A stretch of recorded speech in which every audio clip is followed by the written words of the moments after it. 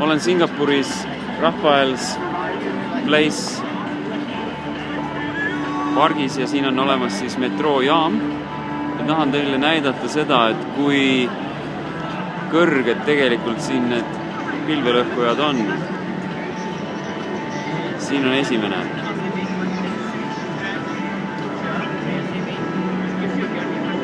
Ja päikesel üleval otsas.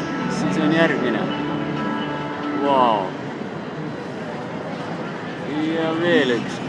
Opa, see on ikka veel päris kõrge. Nüüd tuleme alla tagasi. Wow. Ja veel rohkem kõrgustesse. Ja veel rohkem kõrgustesse. Oo, milline materiaalsus. Klaasi, betoonid täiega. Ja kontoriinimesed. Palju kontoriinimesi.